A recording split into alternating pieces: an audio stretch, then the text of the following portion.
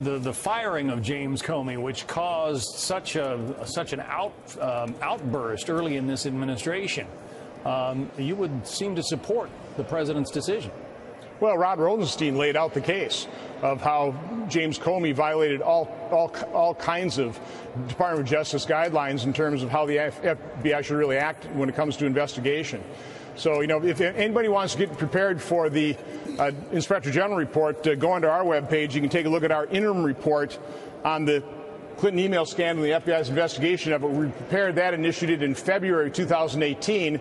It really lays out the basic guideline, the basic timeline of all these events. It's not quite up to date. We'll be making it up to date once we see the Inspector General's report, and we finally start getting more of the evidence from the FBI and Department of Justice, which is still very slow in coming. The White House, obviously no fans of James Comey. Hogan Gidley, the president's one of the president's spokesmen, had this to say this morning on Fox and Friends. Listen.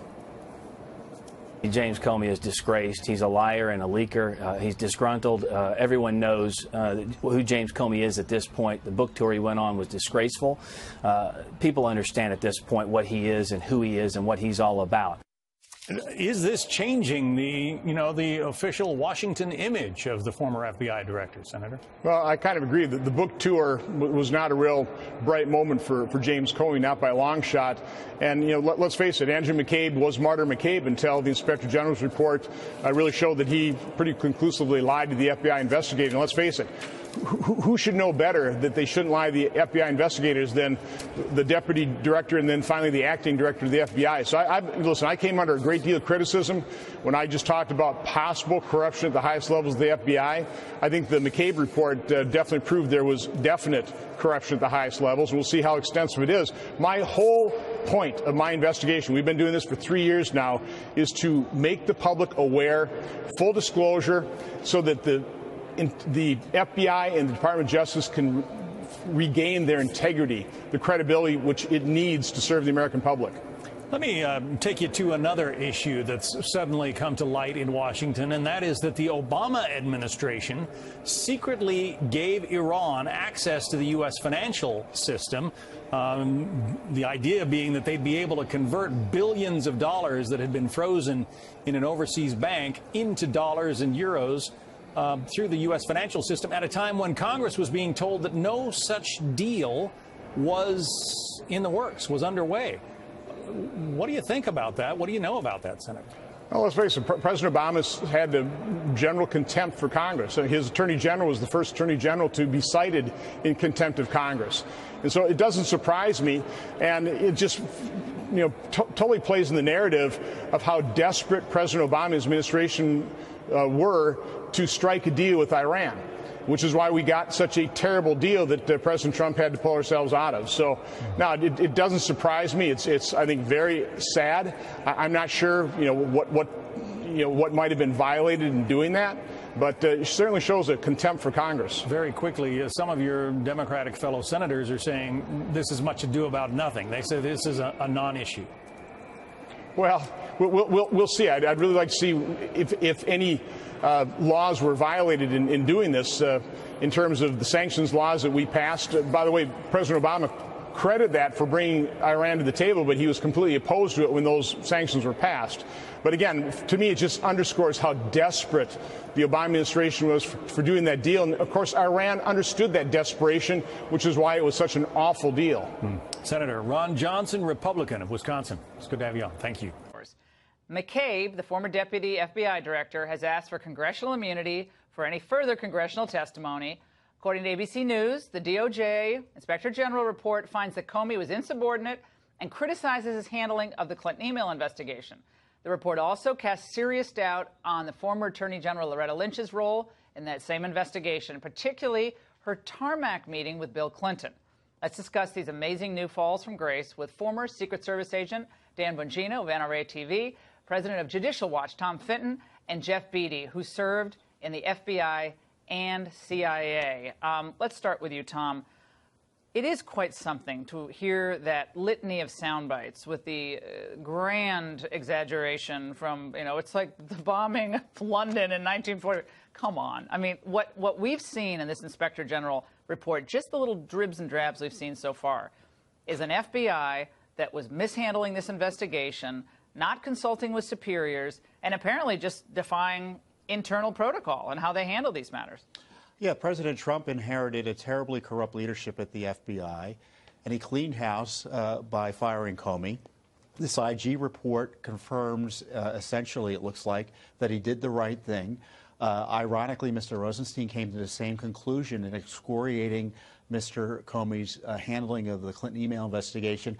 Not so much the sham investigation itself, but the fact is that it was a sham investigation, and rather than confront it directly, he attacked Hillary Clinton to distract from the fact that he was protecting her. What a despicable act by him, and the IG tore him apart. Dan, let's go to you. You've been extremely passionate on this issue from the very beginning. What are these developments that we've learned today? And again, these are just the initial leaks that we've heard. This IG report seems to be delayed and delayed and delayed. A lot of comment from people, I guess, who were mentioned, and Democrats and Republicans able to comment. Perhaps it'll be changed. But your initial reaction of what we're hearing? Well, it looks like Jim Comey is going to be exposed for the holier-than-thou phony that he was, Laura. Listen, he hid this investigation from Congress for 8 months. Now, just so everybody's clear on this, there is a protocol for quarterly briefings to Congress about sensitive investigations. Comey even acknowledges that in a hearing up on the Hill. And then they ask him quarterly, every 3 months. This isn't difficult for anybody to understand. He hides it for 8 months. They ask him, Representative Elise Stefanik, Mr. Comey, why did you hide the investigation from Congress for 8 months? You're never going to believe this. You know what he says? Because it was sensitive. After acknowledging that they brief Congress every 3 months because of sensitive investigations. Of course, I'm talking about the investigation of Donald Trump. Comey is being exposed here. This was really horrendous leadership, and I really hope this IG report gets the truth out there. Jeff, your former experience at FBI, CIA, the rank-and-file agents at the FBI, they don't make a ton of money. They work really hard. A lot of them put their lives in danger every day. What do they think? I mean, it's kind of a generic catch-all question, but I always try to put myself in their shoes. What are they thinking when they see this circus around this Hillary email investigation and then the supposed collusion between Russia and the Trump campaign? That seems totally non-existent, with informants moving in and out of London and dates not matching up. What do you think is going through their minds? Well, they have to be disappointed. Comey, I don't believe he ever was an FBI agent. He's been an attorney, and he's had some appointed jobs. So he's not really come up through the ranks. Contrast that to somebody like over at CIA, Gina Haspel, who's came up through the ranks. But, one of the underlying things here that people are asking that I talk to is, where are the whistleblowers? Where are the rank-and-file whistleblowers here? And, one of the reasons why there are not rank-and-file whistleblowers coming forward is there's a pay system in the FBI. You alluded to the fact that they don't get the best base pay, but there is a system that rewards them with an additional 25% of their base pay. It used to be called administratively uncontrollable overtime, and then it became LEAP, Law Enforcement Availability Pay.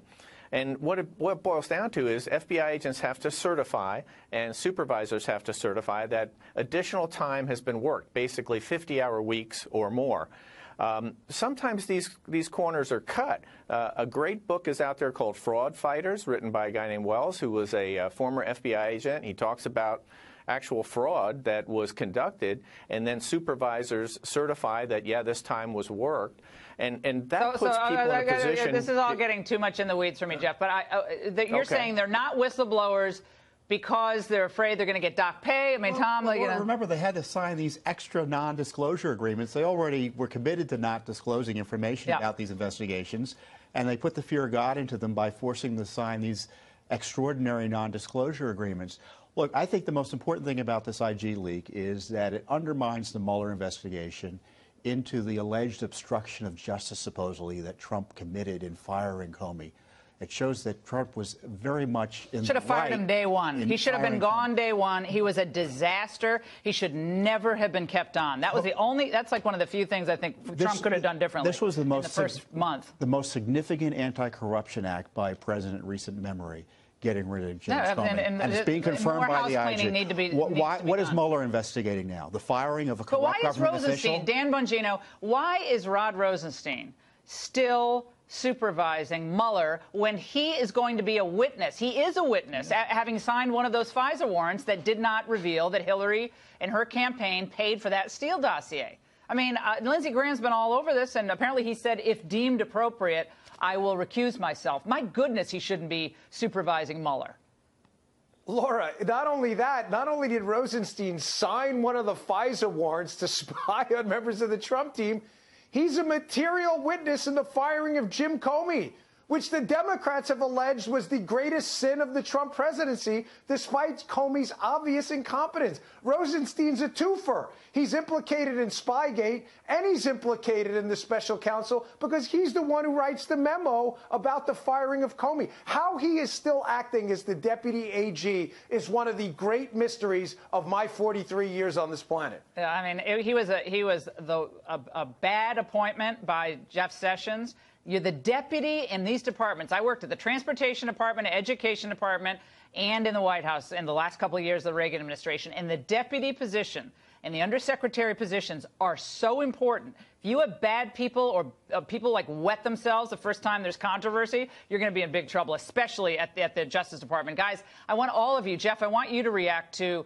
Paul Ryan today in his weekly press conference seemed to jump on the Trey Gowdy bandwagon when asked about Spygate. Let's watch. Right before the recess, you sat in a briefing with Trey Gowdy. Came out afterwards. He said that he's more convinced that the FBI did exactly what Mike Tellison citizens would want them to do. Do you agree with Trey Gowdy? Yeah, normally I don't like to comment on classified briefings.